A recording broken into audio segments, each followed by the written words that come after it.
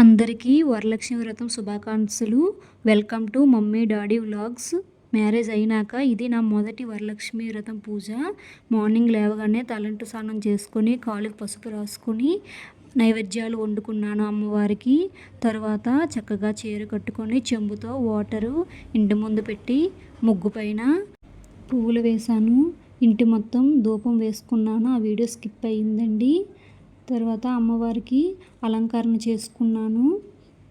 ముందు రోజే కొన్ని సామాగ్రిని సర్దుకున్నానండి. దేవుడి సామాన్లు, ముగ్గు పెట్టుకోవడము, ఇంటి అలంకరణ అవి కొంచెం సులువుగా ఉంటుంది కదా మనకి.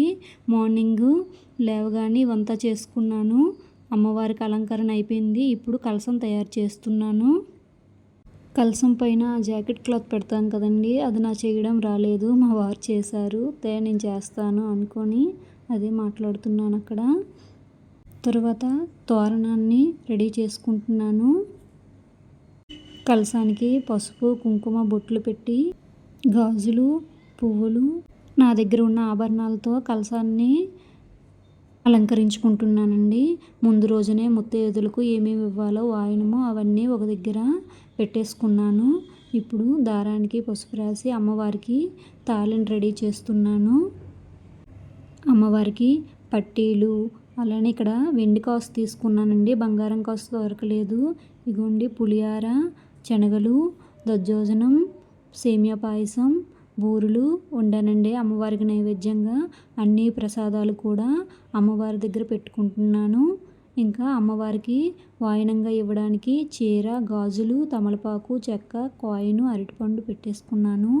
నైవేద్యాలన్నీ తెచ్చి అమ్మవారి ముందు పెట్టాను. అలానే నిత్యం పూజ చేసుకుంటాను కదండి, వాటికి దీపం పెడుతున్నాను. ఆ పూజ అయిపోయినాక ఇంకా వరలక్ష్మి వ్రతం పూజని స్టార్ట్ చేశానండి. ముందుగా మనం ఏ పూజ చేసినా వినాయకుడిని పూజ చేస్తాం కదండి, అందుకనే ముందుగా దీపాలు వెలిగించి వినాయకుడిని ప్రార్థించుకుంటున్నాను. మంత్రాలతో వినాయకుడిని గరిక పూసలతో పూజ చేసుకున్నాను. వినాయకుడి నామాలు మొత్తం అయిపోయినాక వరలక్ష్మి వ్రత పూజ చేసుకుంటున్నానండి. వరలక్ష్మి పూజలో అన్నీ క్లియర్గా ఉంటాయి కదండి. ధూపం, నైవేద్యం అవన్నీ కూడా స్టెప్ బై స్టెప్ కథ చదువుకుంటూ అలా పూజ చేస్తున్నాను.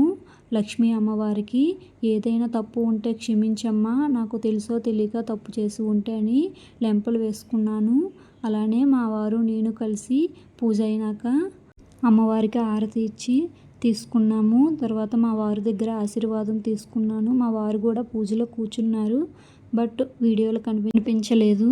ముత్తైదులకి ప్రసాదము, ఇంకా నేను ఏ నైవేద్యాలు వండానో అవన్నీ కూడా ఒక ప్లేట్లో పెట్టి ముత్తైదులు వచ్చేసరికి అన్నీ సమకూర్చుకుంటున్నాను.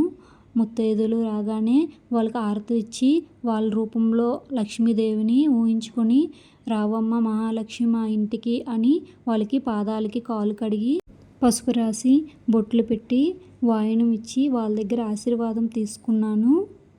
ముత్తైదులంతా హిందీ వాళ్ళండి.